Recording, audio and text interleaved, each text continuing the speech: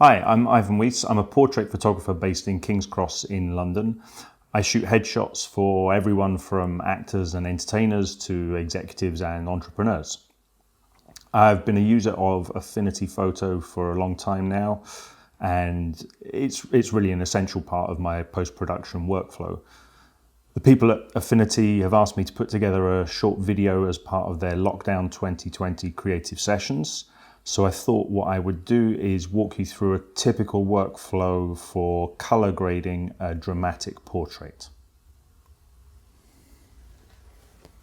So the portrait we're going to use for this demonstration, I shot this about 10 days ago while in lockdown, so it's a self-portrait. I can't have anyone in the studio, unfortunately. For those of you who want the technical details, it's shot on a 50mm lens, I think f5.6, and the light is a 70cm beauty dish with a grid as the key light and a ring light on the camera as the fill. This is quite typical of my work in terms of the color palette and the contrast and shadow. I'm just going to zoom out there so we can see the full thing.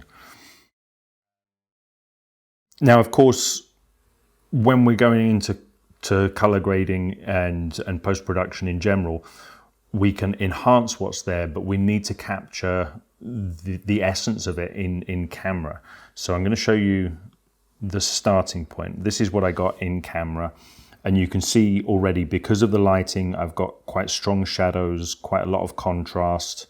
And because of the way I set the shot up, I've also got a very reduced palette.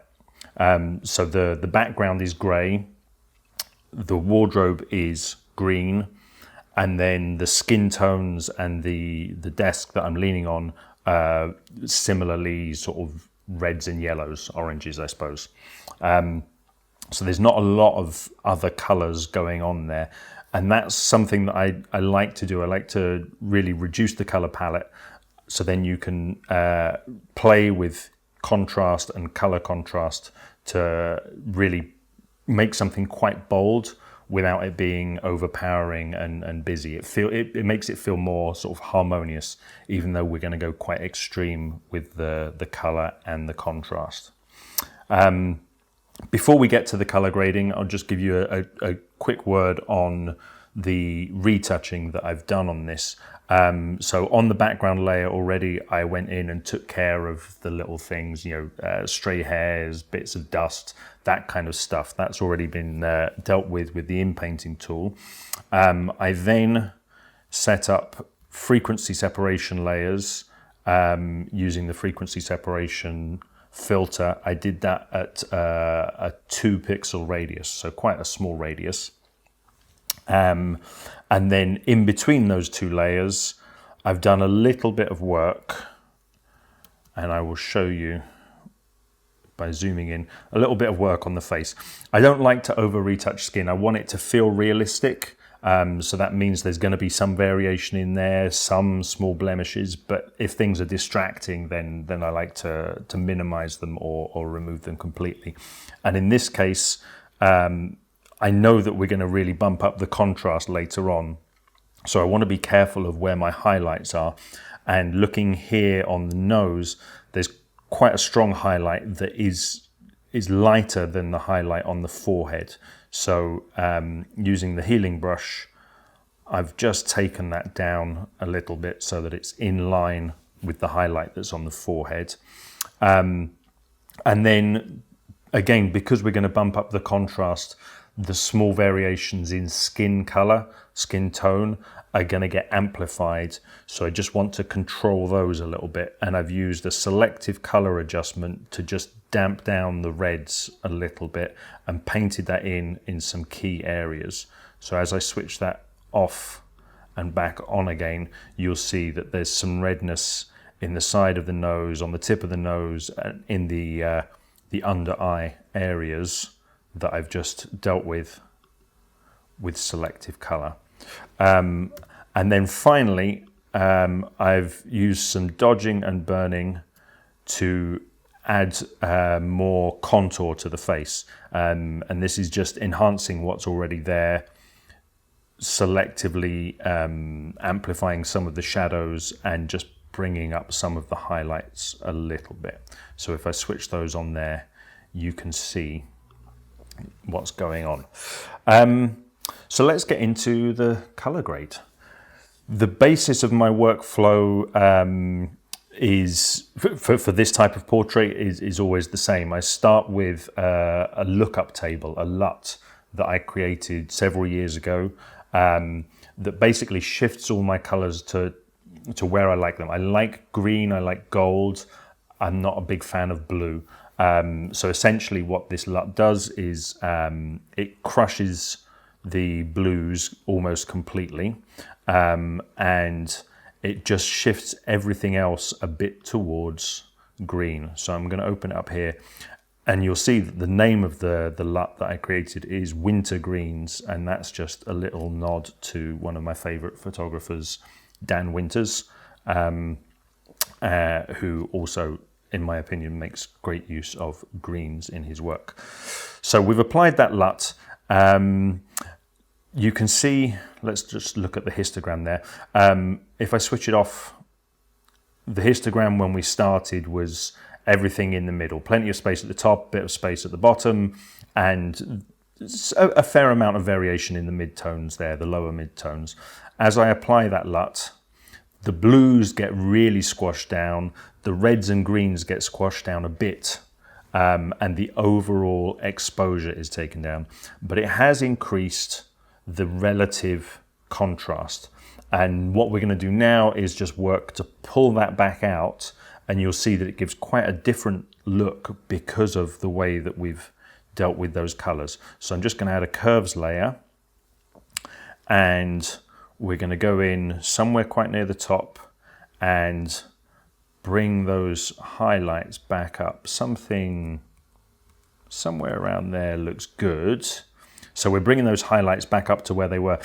Because we've done this with a curve, of course, that's also brought up the shadows and the midtones, and that's not what we want. So we're now going to go in and just push those midtones back down and the shadows back down. So there we get something really quite dramatic there. We've boosted that contrast. The background has gone to a grey green, and it's all starting to feel like it's coming together already. But we're not going to stop there. Let me just save that. What we're going to do next is, again, a standard part of my workflow. I'm going to add some color overlays, and the overlays that I use, I will show you, as well as being color overlays are also texture overlays. Let me just get that centered on there nicely. So this is a photograph that I took of a piece of wood that I found in a skip that is now doubling as the tabletop that I'm leaning on. And it's very badly whitewashed. So it's got lots of brush strokes in it, lots of uneven texture. The brush strokes are not even going in the same direction. So it's quite sort of messy. And I took a close-up photograph of that. And then in Affinity Photo, I added a bit of a vignette, and then played with the tones separately in the different levels of exposure. So the darker areas have got this richer kind of reddish orange to them, and the lighter areas like here and here are much more towards yellow. And the reason I like to use these kind of things, I seem to have added two of them there. I'm just going to delete one of them. The reason I like to use these is that it adds a sense of depth and texture to the image while also adding color. And doing the two things together just seems to work for me. So I've got that file there. Now, I need to apply it as an overlay. Before I do that, I'm going to switch it off and just mention something about how I compose my images. If we look at this just purely in terms of luminance. The light areas of the image are all skin, and the dark areas are the background and the desk and the clothes. Now, because I'm going to be adding some texture, I don't really want to add an unnatural texture to skin. That's not going to give me a good look. So one way that I can deal with that in most of my work is to simply use the blend options. If I don't blend into the highlights, I'm not going to be blending into the skin. And there's, on one of the Affinity forums, I found somebody who had quite kindly uploaded a set of macros for doing this automatically. Darks 3 is one that I like. Let's just do that. And you can see it automatically creates this curve. If I switch the layer on, you can see now that it's not affecting the highlights, and then it's getting progressively more effect as the image gets darker. So that's good. I'm going to then change the blend mode to overlay, and you can see without it and with it. So it's added this richness, this kind of golden tone to it, predominantly in the shadows and a little bit in the mids, and then none in the highlights. We're going to do the same thing again, this time with a different overlay. And this one is, let's just place this on here correctly. There we go. This is again a shot of the same table, but I've done a different color treatment on it. This time going for these kind of grayish green, so I guess you could call it olive or khaki, something like that. And again, different tones in the shadows and different tones in the highlights. And we're going to do the same thing. I'm going to apply it to the darks only, there. So it's revealing the skin, see the hand and the face, but it's going to add the texture elsewhere to the image. And I'm going to change that blend mode to overlay. So let's just take a look at the before and after. And that's starting to look really nice and rich. That's essentially my starting point for most of the images that I do that are in this style. But then for each image, there's a lot of individual and subtle tweaks that need to be made in order to really get the image to pop. So that's going to vary. What you do to it depends on, you know, what wardrobe the person's wearing, what their skin tone is like, how you've lit it, what color the background is. All of those kind of things are going to have an influence here on those decisions. There's any number of ways to make subtle adjustments to color in Affinity Photo. We're going to use a few of them here. I don't think there's any one that's better than another. It just depends on what's most appropriate for the image. So I'll show you a few different techniques here, and we'll combine them to start making the subtle adjustments to get this image to where I want it to be. And one of my favorite ones to use is to use a curves layer and to put it into lab. Now I'm just going to duplicate that twice, and I'm going to call the top one L, I'm going to call the middle one A, and I'm going to call the first one B. And what we're going to do there is go in and manipulate the curves separately for those three components, or opponents as they are in lab color space. You can do it all in one adjustment layer. That's perfectly fine. I like to separate them out so that I can then, if necessary, play with the individual opacities to balance them against each other more precisely. So let's open up this, and we're going to take it to the B opponent. And what's great about this way of manipulating color is because it's a curve, it applies things gradually. So it's always a fairly smooth effect. And I'll just show you. If I put an anchor point in the center, if I grab a point up here and start to move that up gradually, you can see that it's going to start pushing the lower bit of the curve down. Yeah. So by using anchor points, we can make sure that we're staying balanced and not getting too extreme with our adjustments. So I'm just going to pull this one over something like that and just pop that one up a little more. And then let's come back to the midpoint, and I'm just going to bump that a few clicks up this way, and you can see the effect that it's having there. It's starting to shift the midtones to this more golden yellow. That's way too much for what I want. And if we were to go the other way, it starts to sort of add this blue, it feels more matte, a bit more washed out. So I don't need to make a very big adjustment here at all. That actually looks good where it is. So we're going to go with that. Let's just save. Then for the A opponent, let's open that up and set that to here. You don't have to do it this way, but as I went with an inverse S-curve on the previous layer, I'm going to go with an S-curve on this one. So it's a way of building more contrast into my color and giving me more pop. That's just bringing back, see, that's just bringing back that little bit of extra richness in the skin tones. Looks like I've got a good suntan there. Don't know how I managed that in lockdown, but there we go. I'm just going to bump that down a little as well. Yeah, that looks nice. Okay. Then for the lightness, let's open this up and put it here. This is like a luma curve. You know, it's a way of adjusting the lightness without affecting the saturation. And what I'm going to do here is just start pulling that across so that we bring up the highlights. And that's doing a nice job of that. But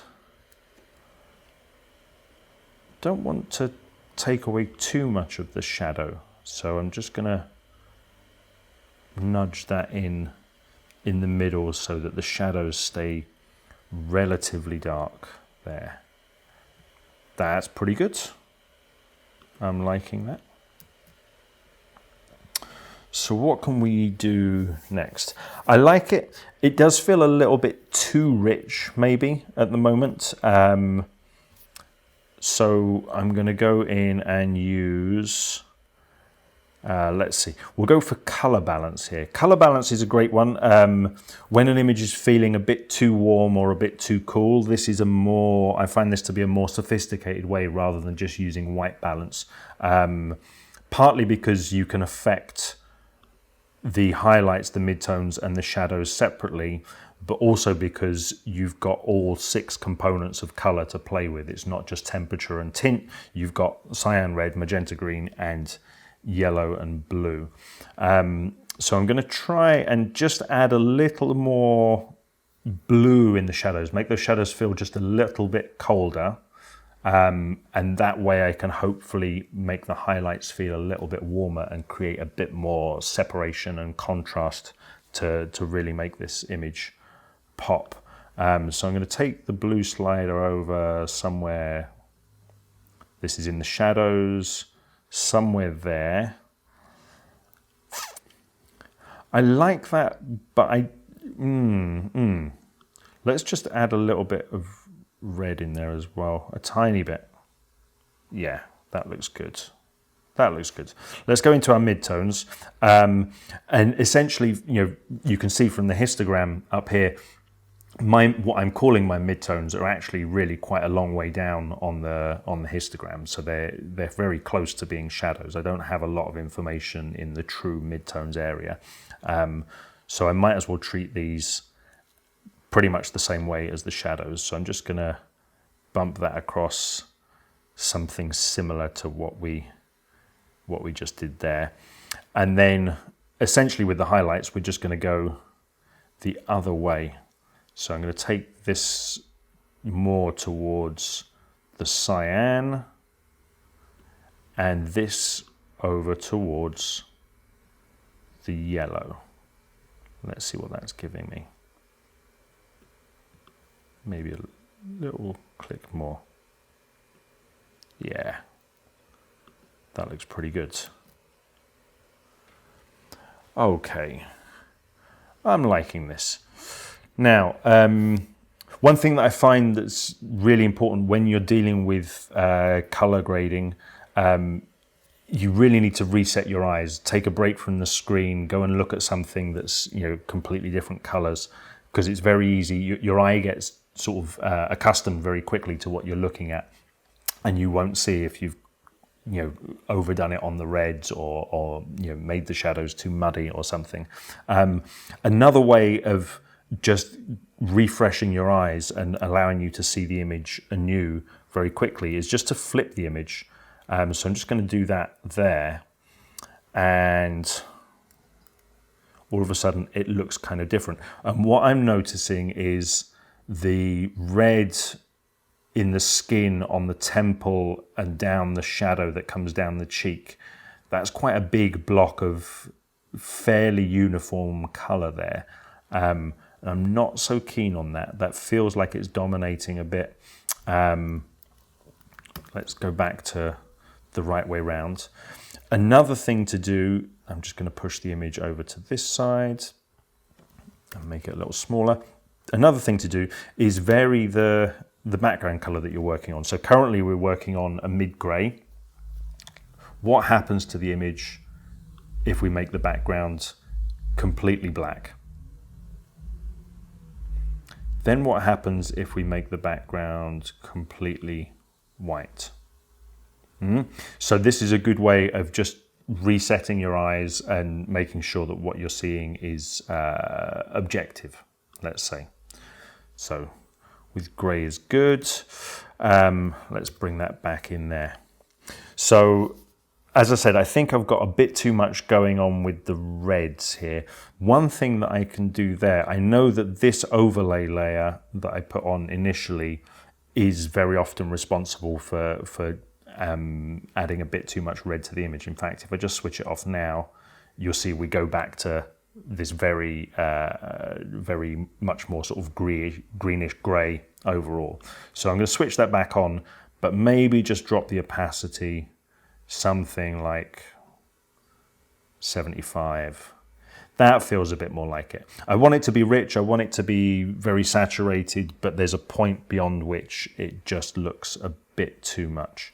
And then in a similar vein, because it's just that red area here that's bothering me through the skin. I mean, it's there, it's present in the skin and the desk. So I'm just gonna open a HSL layer and just deal with the reds by themselves.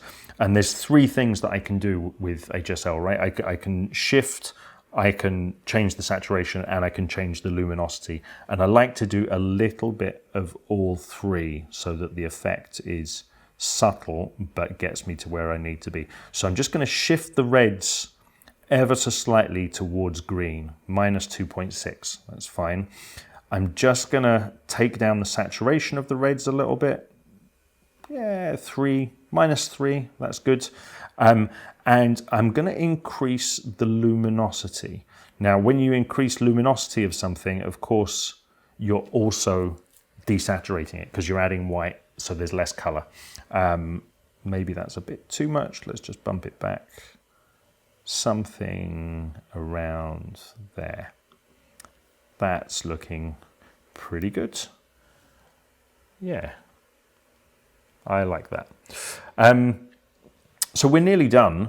The next thing that's on my list when I'm getting ready to finalize a picture is to have a look at that histogram. I bring up a levels command, and there's a bit of space at the top and a bit of space at the bottom. So let's deal with the shadows first. I'm going to bring that in to almost touching the white there, and it's going to go really, really dark. Don't worry, we're going to deal with that in a second. And we're going to bring the top slider in so that it's nearly touching those highlights. to get them as crisp as they possibly can be. I just want to move my midpoint because my shadows are now too heavy. The dark hair is being lost a bit into the background. So I'm going to slide that down a little bit, something